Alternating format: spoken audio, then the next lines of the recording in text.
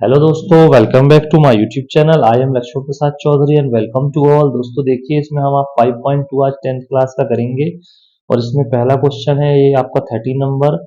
How many multiple of 4 lie between 10 to 50। 4 के कितने multiple या गुणज कितने होंगे आपको बताना है। तो देखिए 10 है पहला नंबर, दूसरा है 250। तो आपको 10 10 और 225 250 के बीच आपको 10 से 250 के बीच देखना है। तो आपको देखिए 10 के बाद 11 तो होगा नहीं, 4 का मल्टीपल तो 12 ही होगा। तो पहला नंबर आपका 12 होगा, दूसरा 16 होगा, फिर 20 होगा और 250 भी नहीं होगा, 249 भी नहीं होगा। 4 का मल्टीपल, 4 का मल्टीपल जो 4 से डिवाइड हो जाए उसको बोलते हैं, 4 की टेबल में जो आए 248 जैसे ये आया तो ये आपका एक्चुअल सीरीज ये बनेगा। तो आपका जो फर्स्ट टर्म होगा वो होगा 12, आपका जो डी होगा वो 16 माइनस 12 यानी कि 4 होगा। जो 4 का मल्टीपल है तो सीधी सी बात है वही होगा। और एल होगा आपका 248।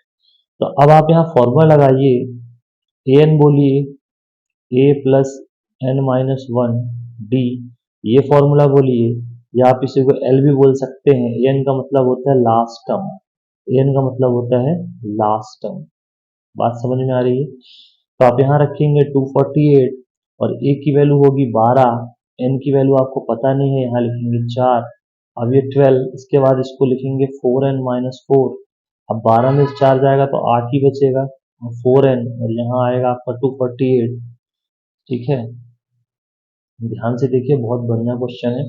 अब इसके बाद यहाँ सब्ट्रैक्ट कर दीजिए तो 248 माइनस 8 को शिफ्ट करिए लेफ्ट हैंड साइड में, ये 4n, तो 4n बराबर हो जाएगा 240।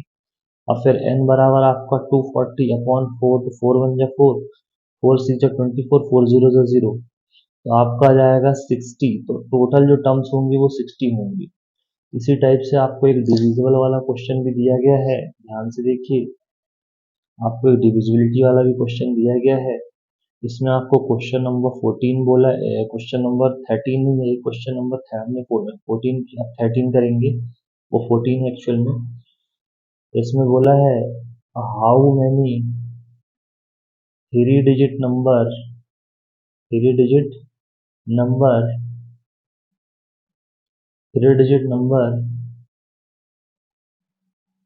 Divisible by, divisible by 7। तो ये आपका क्वेश्चन है। अब इसको थोड़ा देखना पड़ेगा, देखिए ध्यान से आप समझिए। तो आपको 7 का पूरा टेबल ध्यान रखना पड़ेगा, किस टाइप का 7 का टेबल होता है और इसकी डिविजिबिलिटी लॉ भी मैं आपको बता दूंगा। तो देखिए इसमें आपको क्या करना पड़ेगा, अब आपको इसमें देखना पड़ेगा सबसे पहले थ्री डिजिट नंबर कौन कौन से होते हैं। तो सबसे पहले तो आपको पता है 100 होता है 3 डिजिट का पहला नंबर। और इसके बाद यहाँ 3 डिजिट के जो नंबर होते हैं वो आपका हो जाता है 1000। तो 3 डिजिट के यही नंबर है, यहाँ पे आपका 1000 से एक कम होता है, सॉरी 1000 4 डिजिट का हो जाएगा। तो यहाँ हो जाएगा 999 हो जाएगा 3 डिजिट का नंबर। ठीक है, तो 1000 के बाद जो डिविजिबल नंबर होता है वो होता है 105। 105 के बाद 7 और जोड़ेंगे तो होगा 112, फिर होगा 119, ऐसे डॉट डॉट डॉट। अब यहाँ का नंबर देखेंगे, सबको काट के देखिए तो 994, लास्ट नंबर जो आएगा वो 994 आएगा। ठीक है, अब मैं आपको बताऊं सही, तो ये जो है इसको आप फर्स्ट टर्म बोलेंगे और ये लास्ट टर्म होगी, ये लास्ट टर्म होगी और ये फर्स्ट टर्म होगी। तो आपका जो फर्स्ट टर्म है वो 105 है और आपको डिफरेंस तो पता है 7 का ही है। और यहाँ लास्ट टर्म जो है वो 994 है। तो फॉर्मूला लगाइए, ए एन बराबर या एल बराबर, बोलिए बात एक ही है। तो A plus N minus one D, ये फॉर्मूला होता है। तो एल की वैल्यू लास्ट टर्म लिखिए 994, ए की वैल्यू लिखिए 105, प्लस एन की वैल्यू नहीं पता, डी की वैल्यू 7। तो ये 105, ये 7n-7। अब 105 में जब 7 जाता है तो कितना बचता है, 105 में जब 7 जाता है तो 598 बचेगा प्लस 7n। यहाँ 994, 994। अब 7n और यहाँ 994 में से 98 सब्ट्रैक्ट करो, 14 में 8 गया 6 बचेगा। और यहाँ पे आपका बचा 8, 18 में 9 गया तो 9 बचेगा, और फिर यहाँ 8, 8 9 6, इसको 7 से कट करिए। जब इसको 7 से कट करेंगे तो 7 बन गया 7, फिर यहाँ कितना बचा, एक, तो 19 हो गया, 7 2 जा 14, 5 बचा, 7 8 56, तो n बराबर आ जाएगा 128। तो ये आपका आ जाएगा टोटल नंबर ऑफ टर्म्स। इसी टाइप से इसी टाइप से आपको और भी क्वेश्चन देखने हैं। अब इसमें मैं आपको कुछ क्वेश्चन और बता रहा हूँ। इसमें बोल रहा है nth टर्म ऑफ एपी, यहाँ बोल रहा है क्वेश्चन देख लीजिए। ये देखिए यहाँ पे आपको बोला है इस क्वेश्चन में, क्वेश्चन देख लीजिए। आपको यहाँ बोला है आपको ये, for what value of n are the nth term of two APs are equal.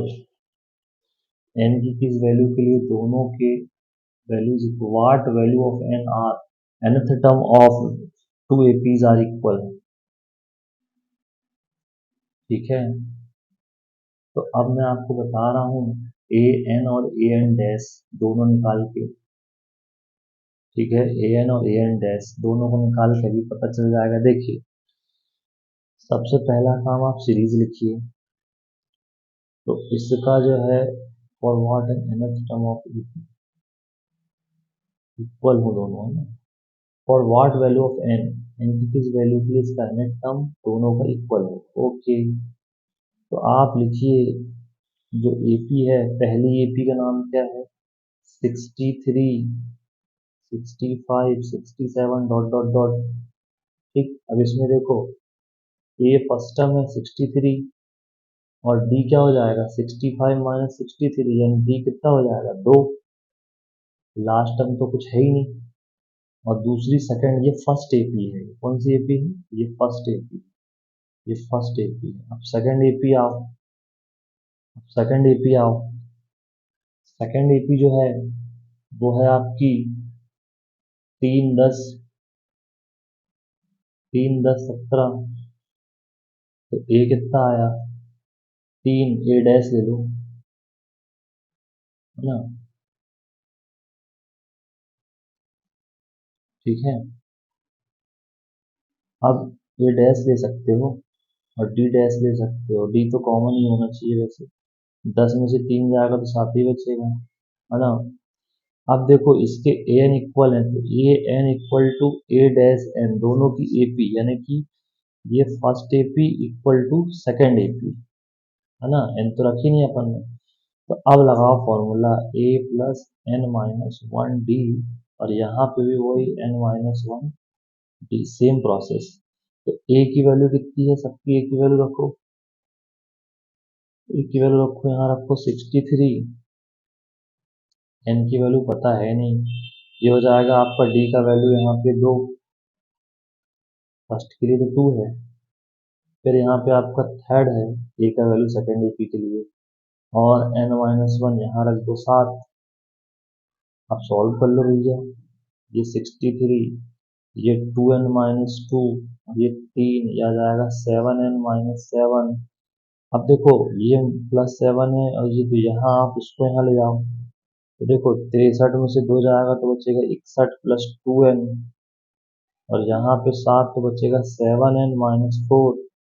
अब क्या करें, अब देखो 7n-2n, और यहाँ पे 61 प्लस 4 जुड़ जाएगा, यहाँ के 4, तो आपका हो जाएगा ये 5n, और ये हो जाएगा 65।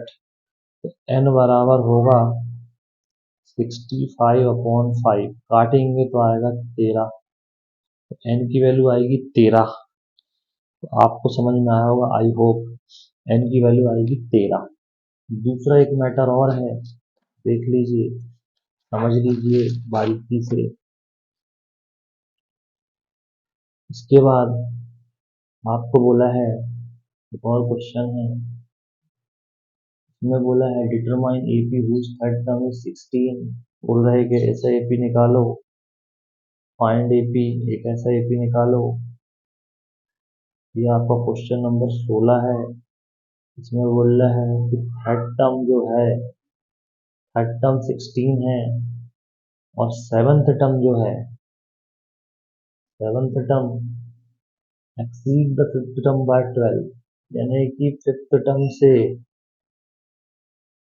12 ज्यादा है, ऐसे ही कुछ है। तो अब इससे जो इक्वेशन बनेगा वो बनेगा a plus 2d equal to 16, equation number 1। आपको बोला था एक कम हो जाता है, थर्ड टर्म होता है तो लिखेंगे a plus 2d, seven term होगा तो लिखेंगे a प्लस 6d। आपको ये मैंने बताया है, आई होप आपको याद होगा।